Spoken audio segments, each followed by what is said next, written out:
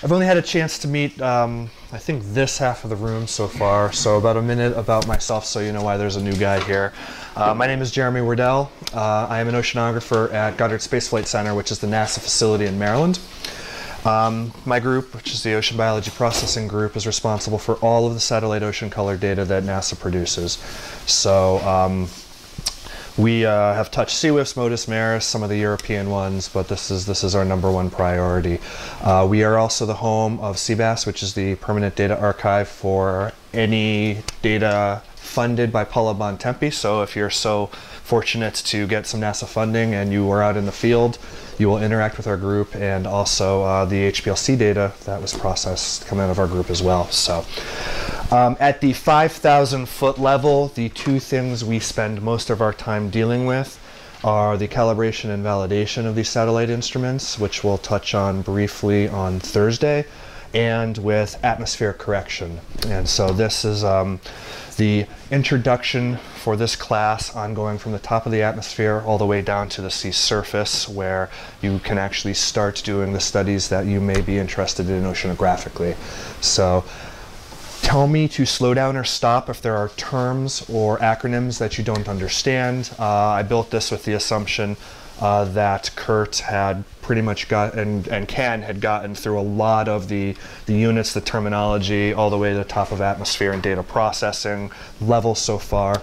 And I'd also like to point out that starting at the 2013 version of this class, Kurt has done some substantial heavy lifting in taking this information and putting it down in words, which will probably in the order of months be an Ocean Optics book series of chapters. Yeah, I have this like 50-page version of PowerPoint written out now with one chapter still to go on how you do polarization correction. So that will eventually become a huge section on the Ocean Optics web book, a separate printed report, you know, and you'll be able to download the PDF and all that. But it's basically all the gory details of what Jeremy's going to tell you today.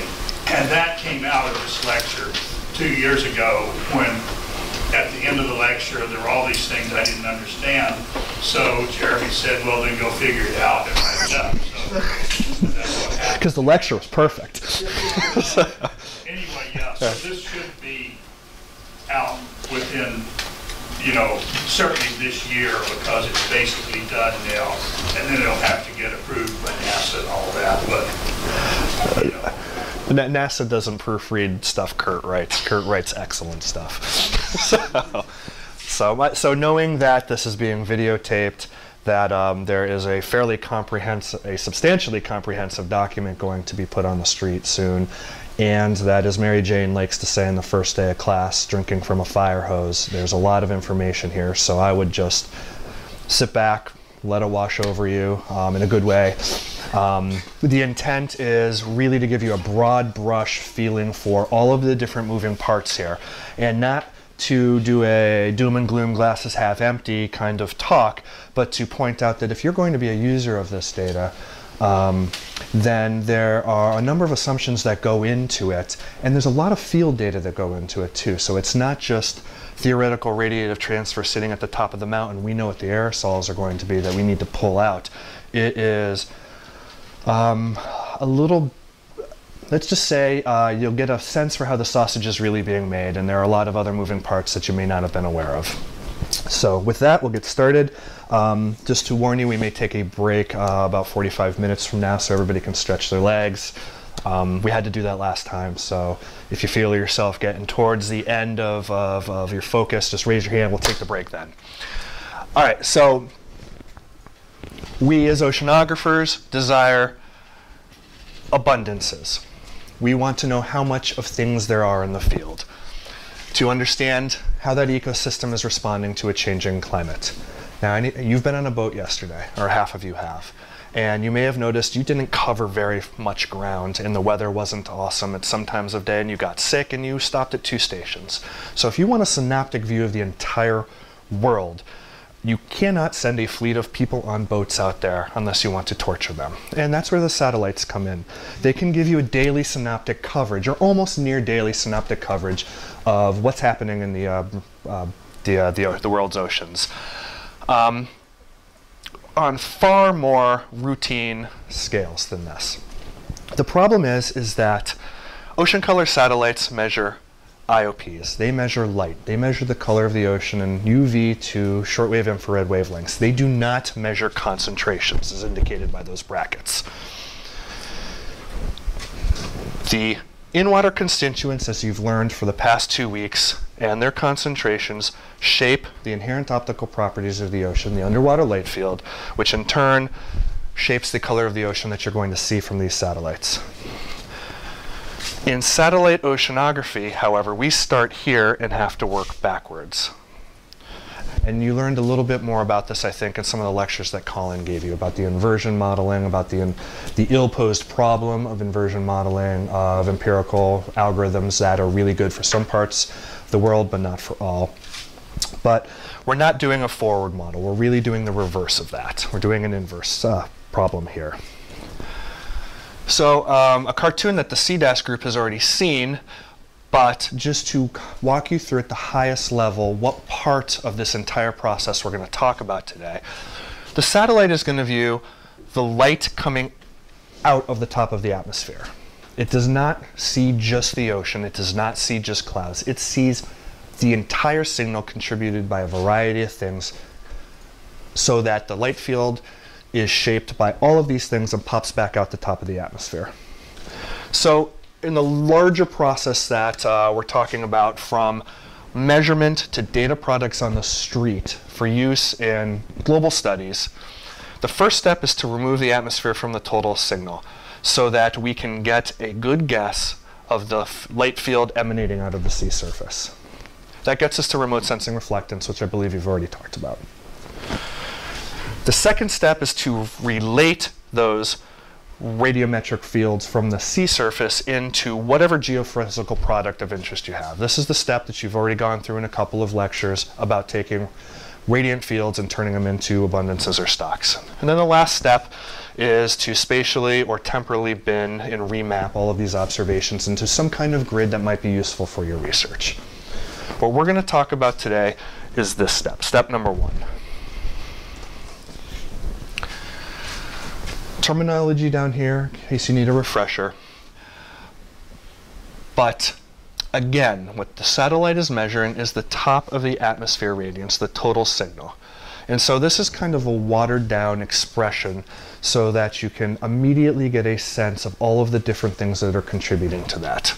The first, radiance distribution by air molecules too. This is Rayleigh scattering, just by nature of the fact that there are molecules of air in there, bounces around in the light field. You have contribution by aerosols, so this is sea salt, this could be urban pollution, it could be a variety of different things. You have the interaction of these two. And then you have contributions by the sea surface, and this includes foam, it includes whitecaps, it includes sun glint bouncing off of the surface. And then you have what you actually seek, which is the water leaving signal. And the reason that there are 2 T's here for transmission is just to indicate that the radiant field at the sea surface is attenuated as it travels back up into the field of view of the satellite. Okay? Now I'm going to point out that not explicitly shown in this equation are anything that deals with polarization corrections.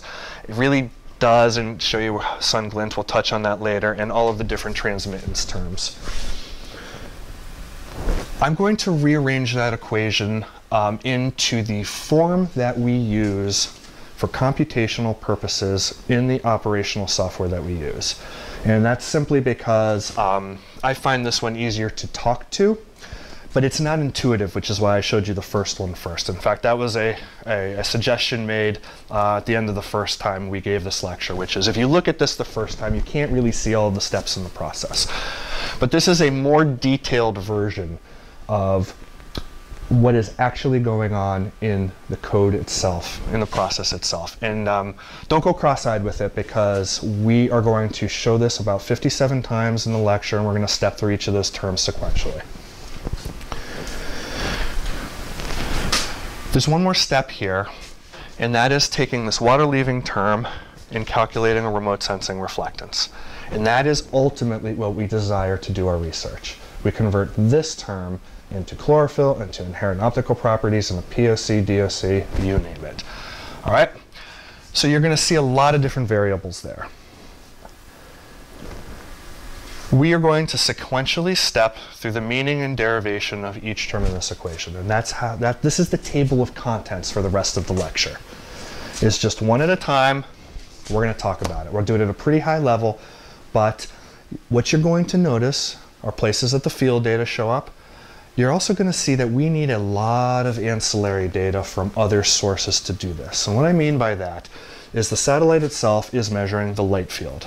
It's not measuring temperature, even though we need that. It's not measuring wind speed, although we're going to need that in places. It's not going to measure relative humidity. We need that, too, to do a lot of these corrections. So we have to bring this information in from the outside. And what I hope to reveal to you is sometimes that works fantastic, but sometimes there are uncertainties associated with it. So in your path as oceanographers and atmospheric scientists, if you find yourself saying, I don't care so much about color, but I'm really, really into wind speed, don't forget these problems, because we, the ocean color community, need you to continue to progress to give us better wind speeds, to give us wind directions and things like that. So, any questions so far on what we're going to be doing? Groovy. Okay, so let's start with just a preview of what everything is. LT is what the satellite measures. That's the only thing the satellite measures. What we want are LW so that we can calculate remote sensing reflectance. The terms in blue we can calculate. And we'll go through what that means and how we do it. What we don't know, other than what we desire, are the contributions by aerosols. Okay? So that's the trick. And when most people talk about atmospheric correction, what they mean is the process simply of figuring out what this is. Even though there's all of these other things that truly go into the entire scheme of doing this. So we're first going to talk a little bit about top of atmosphere radiance to give you some context about the scope of the problem. So here's an example for two different bodies of water. One is just open ocean, that's in blue. And then we have the very, very brown and green Chesapeake Bay, which is in red. These top lines are the signal that you see at the top of the atmosphere. These bottom lines are the signal that you see at the sea surface. And I want you just to take a quick look at the dynamic range of difference here, and the fact that this range changes as a function of wavelength. So this comes out of an IOCCG report, report number 10 from Menghua Wang. It shows the same information another way. Menghua did 3 theoretical studies for 3 different kinds of water. The blue line is just open ocean case 1, where it's chlorophyll dominated with nothing else. The red is more of a yellow substance, CDOM dominated water, and then the green is a sediment dominated water. Down here is the ratio of the water leaving value to the top of atmosphere signal. So this is in percent here. And with the exception of a couple of wavelengths in the green and red for the sediment dominated water, I want you to look here. This is 10. This is 10%. So in CDOM dominated water and open ocean water, the signal we seek is less than 10% of the signal. So we are throwing away 90% of what the satellite is actually seeing to get to the values that we actually care about. So going back to a point Emmanuel made this morning, somebody else's noise is somebody else's signal. For us, the atmosphere is a crap ton of noise that we want to get rid of. Cloud and aerosol community would totally disagree. That is their signal that they're trying to tease out. But the second thing, which we'll touch on a little bit more in detail on Thursday, is when your signal is so low relative to the total signal, we have a calibration problem.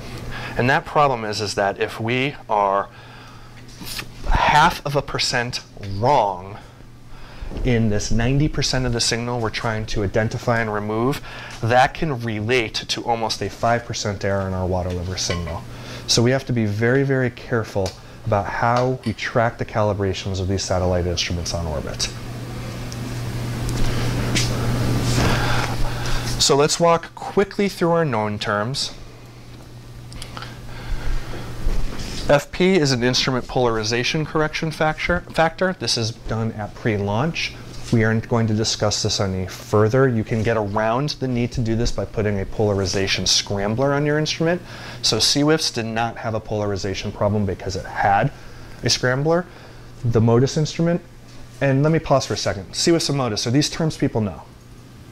Is there anybody, and don't be shy, I mean, unfamiliar with CWIFs and MODIS, just because they're acronyms? No? We're good? Okay.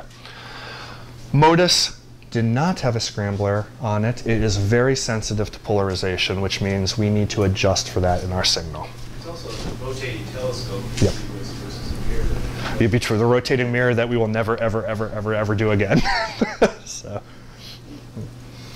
What's wrong with it? The way mirrors age is very, very hard to track on orbit. I mean, there's a lot of things that are hard, but having a mirror spin and just be bombarded is very difficult to track. And if your field of view on the mirror changes, so the light is actually going to a different point on the mirrors, then that is very tough to characterize as well. So, okay. This is just geometry, cosine of the solar zenith angle. This is the solar constant in irradiance, and this is an adjustment for the Earth-Sun distance to that. Okay, any questions? All right, so we'll start with molecular Rayleigh scattering. This is scattering by air molecules. Have you discussed this at all before I talked about it already? Not too much, no, I mean, just kind of mentioning the words, so, you know, the more you say, the better. Okay. Rayleigh scattering, but it was that Rayleigh and that, like large particle versus small particle scattering, but go through it again. Oh, okay. So I mean, basically this cartoon in a way is what you talked about. All right. Elastic scattering of electromagnetic radiation by particles much smaller than the wavelength of light. So you're talking about atoms and molecules here. All right. Rayleigh scattering is really what gives you the color of the atmosphere. And this is the spectral distribution of it, so wavelength here versus the percent scattering of direct sunlight by Rayleigh scattering. So the blue light gets bounced around a ton in the sky. It gives the sky its color. This results from electric polarizability of the particles. I mean, effectively, oscillating electric field interacts with the particle, causes the particle to move at the same frequency, becomes a dipole, radiation is emitted, and we see this as scattered light. And the result of that is scattering in forward and backward direction in equal proportions. So whereas large particles are predominantly forward scattering, very, very small particles have symmetrical scattering in the forward. Does anybody else want to add to that in case I bungled anything?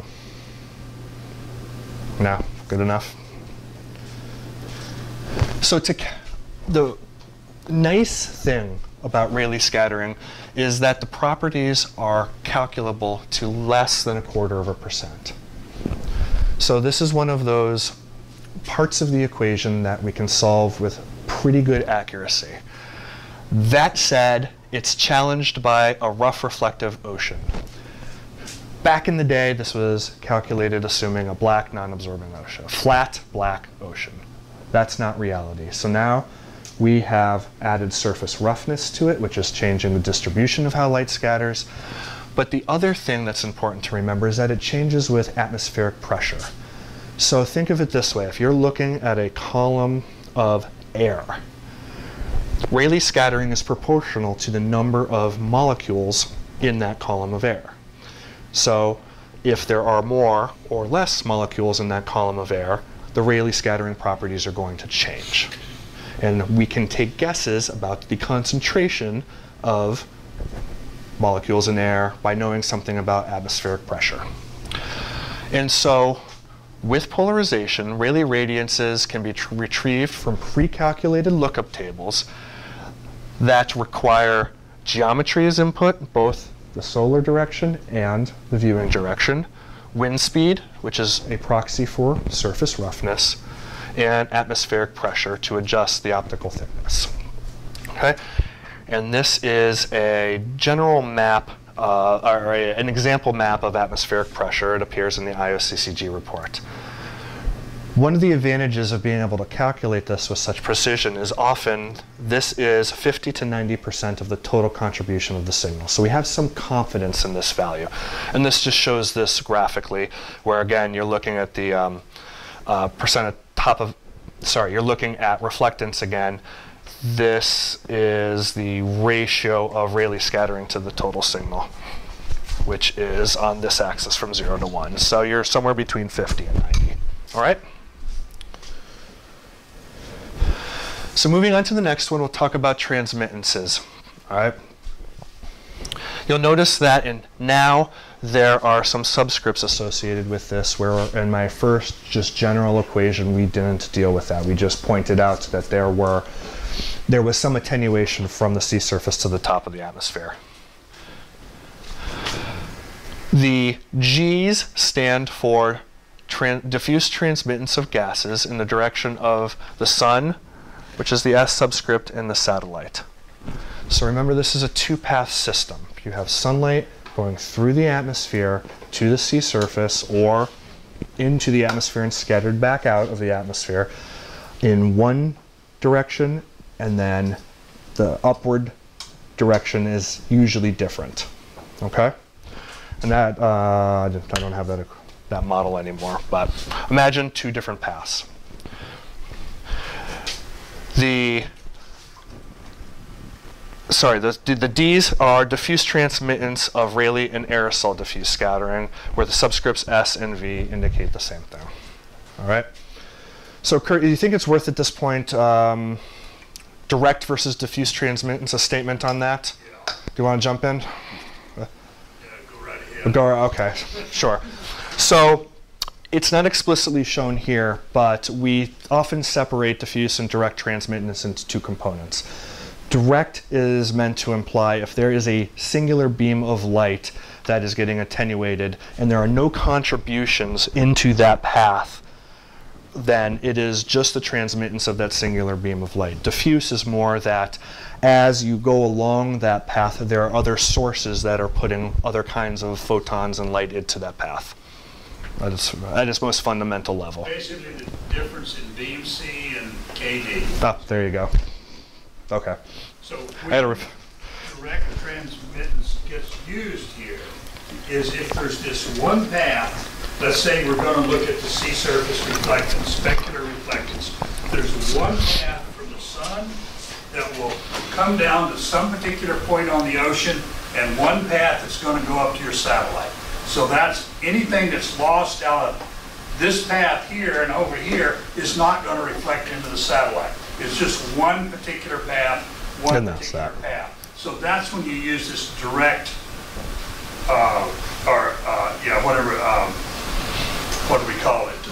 Direct transmittance, yeah. As opposed to the diffuse, which is any light that gets down to the sea surface and gets in the water and makes an LW, and then LWs can get from a lot of different spots up into your satellite. So that's a sort of diffuse transmittance. And they get, the direct one's easy to compute. It's basically e to the minus CZ with the appropriate C's and Z's. Yeah. But then the diffuse is a little more complicated. Okay. But yeah, enough said. When would you ever use the direct? When would that ever be the case? Basically, you often don't, because you would use it if you were looking at the sun's specular direction, for example, but then you generally try to avoid looking at that direction. Yeah, and that's why it's usually indicated by a capital T instead of a lowercase t, and you'll see there are no capital T's here, but there's one slide later, which is the sun case, where you'll start seeing the capital T's, but as Ken was starting to say, we don't use it. So in the suite of wavelengths that we're looking at, nitrogen dioxide, ozone, oxygen, and water vapor are all players. They all attenuate sunlight, which means they impede all of the photons from reaching the sea surface and back up in particular wave bands. So all three of these panels show wavelength on the x-axis, even though it's a little small to see, and then the transmittance on the y-axis. So 300 in the UV to 1 micron in the shortwave infrared. The oxygen absorption is shown in blue, and water absorption is shown in red. And what you can see is these are very, very narrow bands. So when you are designing your satellite instruments, you can place the wavelengths to actually avoid them so that they don't become a substantial problem for you. We have ozone here and NO2 here for varying concentrations. So the green are 500 Dobson units, the red is down to 200, different concentrations for NO2 over there. But what I want you to see is that these are big, wide bands. So if you want a satellite that measures anywhere from 500 to 600 nanometers, you have to find a way to deal with this. You have to correct for it.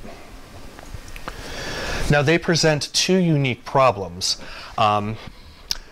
Ozone is optically thin, NO2 is very, very dense. And it's much easier to deal with an optically thin layer.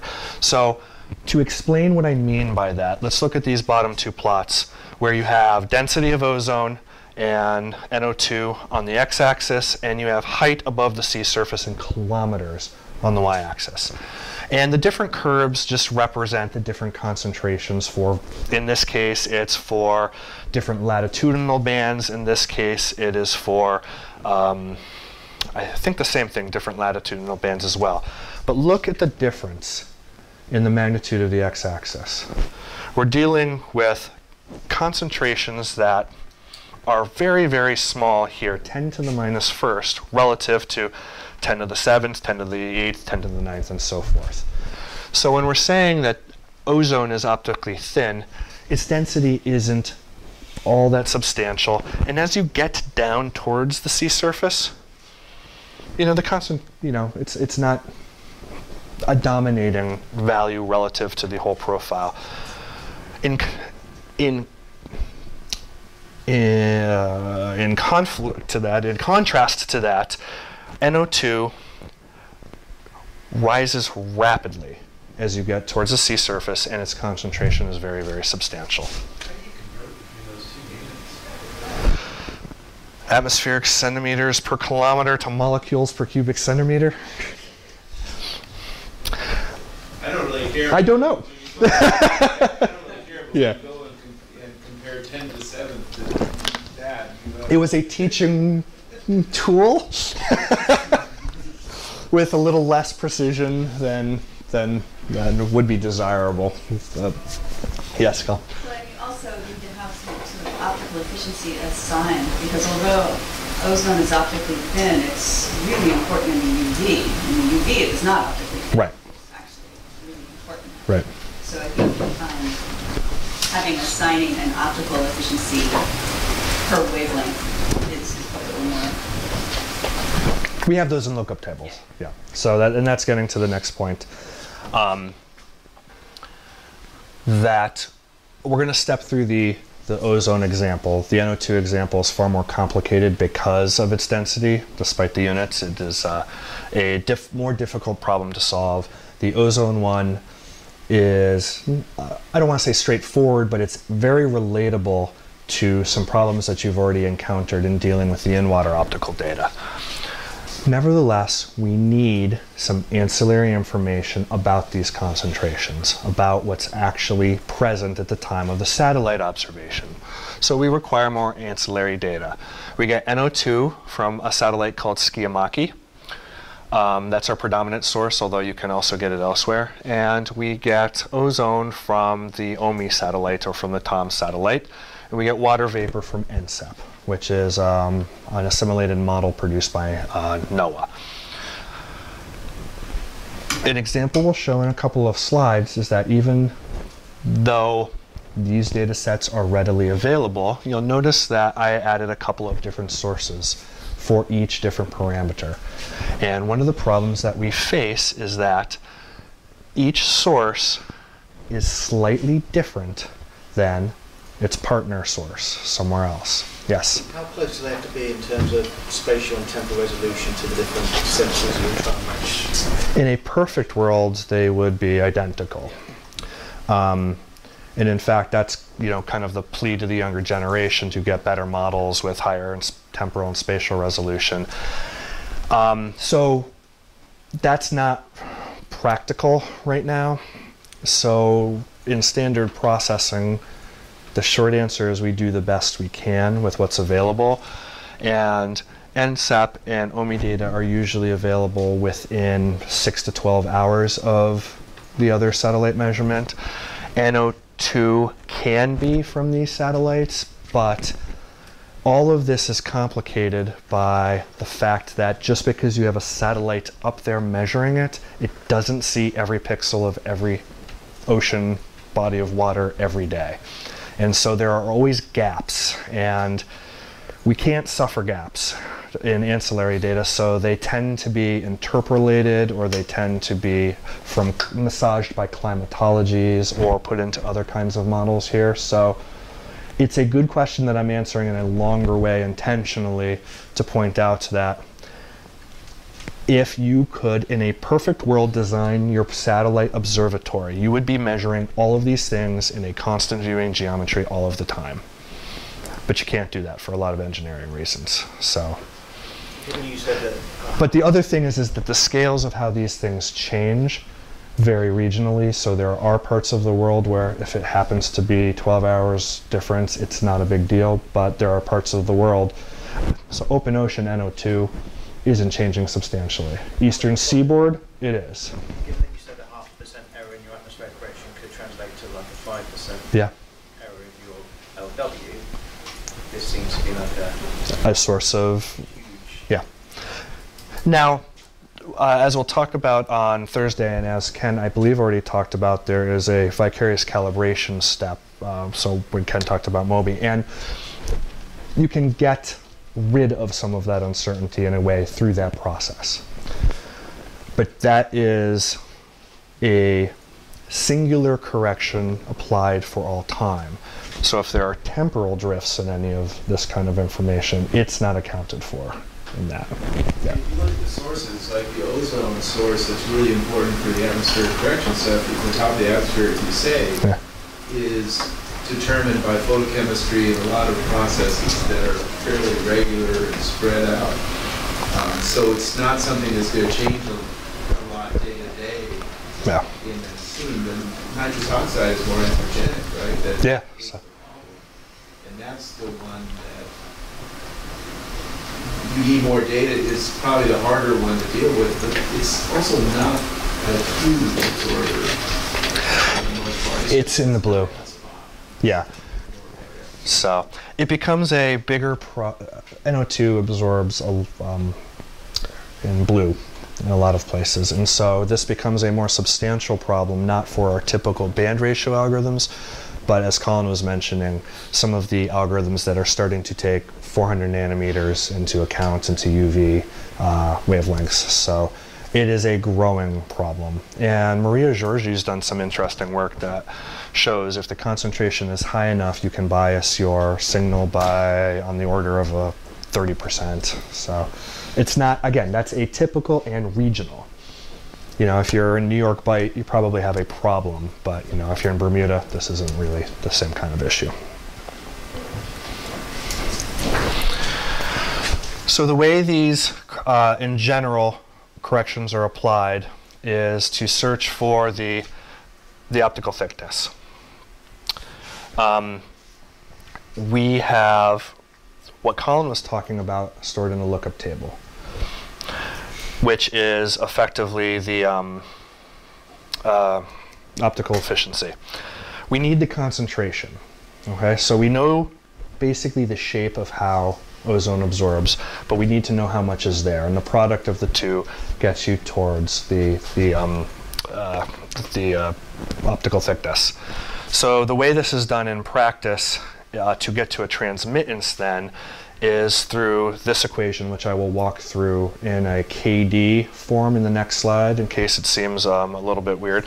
This is just, really it's just air mass. It is a measure of how thick the atmosphere the photons are passing through as they go from the sun to wherever they're scattered back into the viewing direction of the satellite. So some cases it's a thin atmosphere, in other cases it's a much thicker one. And remember,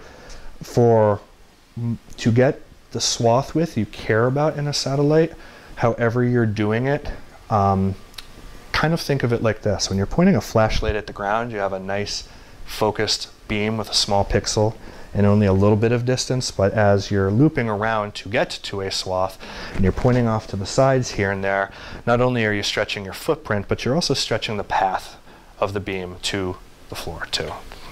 And that's where knowing something about this mass of air you're passing through is important.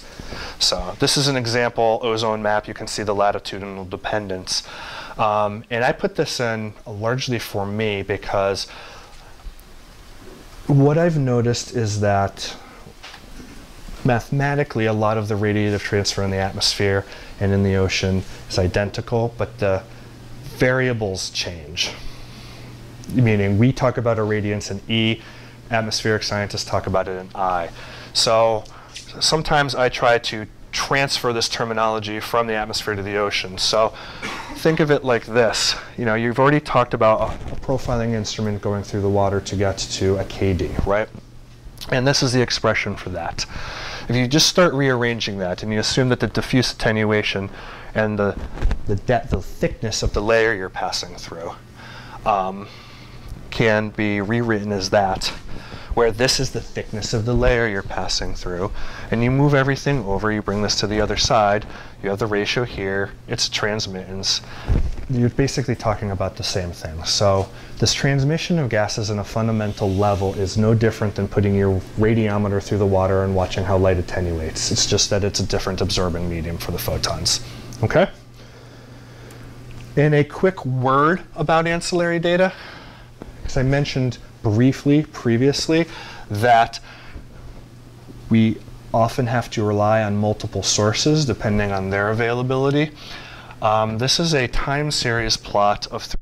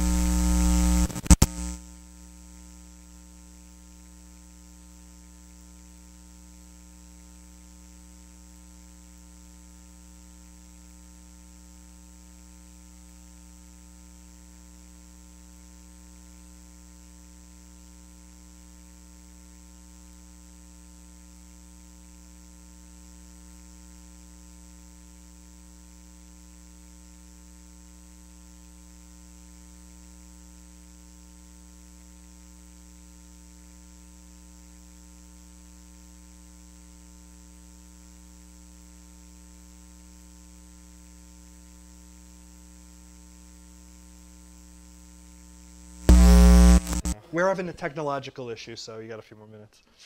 But yeah, it's sort of thinking about what Good. is Okay. developing with Yeah. the industry You can hear me? at the end and starting to build. Hello? But that's when Yeah. you can't. Not for you. That was for him. You start to see what's moving away from the star. But that's where they got more of the white But they tend to relax as they move away from the star. Okay, so we're going to move on to sun glint, and you'll notice this is the first capital T we see in this presentation here. It's a quick aside. The reason that this is a quick aside is that a ideal scenario for an ocean color satellite is that sun glint is minimized, that you look away from sun glint. So in the case of CWIFs, it tilted, and CZCS and PACE, hopefully, if you are in the long track direction and the sun is in front of you, you're looking away from it. And as you pass the subsolar point, you tilt your instrument so that as you're going forward and the sun is behind you, you're again looking away from it. And the reason for that is specular reflection off of the sea surface is just a very large, very bright signal that you do not want in the field of view of your satellite instrument. Does that make sense? There are those who say you can correct through it. I am skeptical of that. For those of you who had the CDAS lecture yesterday, you saw an example of what these patterns look like, and that some of the data are just not uncoverable. But even when you're tilting away from it, or if you have a Modus and Veers-like sensor where you're looking straight down and so you're susceptible to sun glint, you want to try to remove as much of the signal as you can. And so we really kind of divide the total contribution of sun glint into two pools. There, you get up to, do I talk about that? I'll get to that, sorry, I'll get to that. All right, so this comes out of a paper also from Minghua Wang and Sean Bailey, where what we're trying to do is model the contribution of sun glint, okay? And you'll see this normalized version of radiance show up here. This is a construct used in the model that assumes there is no atmosphere and that the solar irradiance is just one. I'm not explaining that perfectly, but I think it'll be easier to show you. Based on sensor viewing angle and sea surface wind speeds in a paper from 1954, we can model this normalized value. So on the axis here, you're starting to see sensor viewing angles, and the different lines represent different wind speeds, okay? So knowing something about the wind speed, and we already know the geometries of the sun relative to the view angle of the sensor, we can plug it into this model. We can take a guess at this value. We can calculate the transmission, and we know the solar constant. It gives us a guess at what the radiance contribution is from sun glint reflected off of the surface. So thinking back to one of my original slides that discussed knowns and unknowns, what problem do you see in this equation? What's that? Yeah, which tau? TR we know. TA, so we don't know that. And so in practice, this is an iterative process, and it's not a real big deal, but just so you understand how some of these things have to operate and where we need to take guesses, we have a two-step iteration since we don't know this value. And basically what happens is you take a guess at what this value is. You know the top of the atmosphere radiance, you know your wind speed. You go through this process once, you come up with a calculated tau A, which we'll get to later, and then we repeat the process a second time. Yes? So another question to the students. There's a parameter that I don't see in this Venn parameter that I think would be important. Can you think what it might be? What? Do you think it matters the direction of the wind with respect to wind? When you look out at the water, do you think it matters if the wind comes towards you, if it's sideways towards you? It doesn't matter. What? It doesn't matter. It would matter. But do you see here? We're only using the intensity here, Yeah. not the direction, relative to the direction of the viewing. So here is an example of the problem where you guys can make a huge contribution. Yeah, because that's not available. Because what's that, but wind direction's available. It's not used for this. It's huge. But it's I know. available. Right. It's available, it could be used. Is it? Yes, fair. That's what I'm saying. But I was saying it's not available to Here's this the problem with process. the students get attacked. Yeah, exactly. And it doesn't fit into the model either. I mentioned before that there are two scenarios here. When that modeled value is greater than that threshold, we consider the pixel to be unrecoverable. So you can see a glint pattern here. This is a radiance field. I think it's LW at 443. There are no pixels there that we can do anything with. If it's less than that, we make an attempt to remove it from the total signal through that process. Okay? Okay, aerosols. So at this point, we've calculated everything we can possibly calculate. We've used a ton of ancillary data, and we are down to trying to recover our unknown. So this is the final two unknowns in our expression, in our top of atmosphere expression. So I'm going to walk through aerosol tables, aerosol selection, and the black pixel assumption. Those will make more sense in the next couple of minutes. Unless there's a lot of time, which may not be the case, we're not going to talk about single versus multi-scattering, although there's some slides in the back of the presentation you can look at, and we might touch briefly on absorbing aerosols. So aerosol tables, we pre-compute a number of lookup tables for use in this process. So at first principles, aerosol properties can be characterized by particle size distribution and their complex index of refraction. So this is probably something you've already covered in lectures this week. So given a PSD and the complex index of refraction and making an assumption that these are spherical particles, aerosol optical properties can be computed using Mie theory. And you're having a lab on that next week? Yes. Okay, super.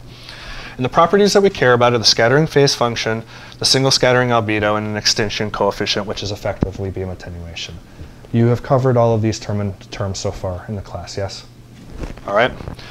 So aerosol optical thickness, as we've kind of alluded to over the course of this lecture, relates to the extinction coefficient by this. This should be familiar. All right.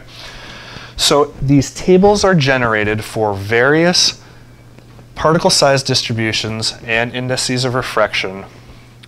And these lookup tables are defined by these three optical properties, among a couple of other things, and navigated simply using the sensor and solar satellite geometries. So I'm going to step you through that a little bit. For the PSDs, we assume they are all represented by two log normal distributions. Fine particles, which represent continental and sometimes absorbing particles, and coarse particles, which are non-absorbing sea salts. So here's an example of that, where the fine particles are small, the big particles, or fine particles are small, geez. Sorry, the fine particles are the lower end here, the coarse particles are here. The different colors represent different relative humidities.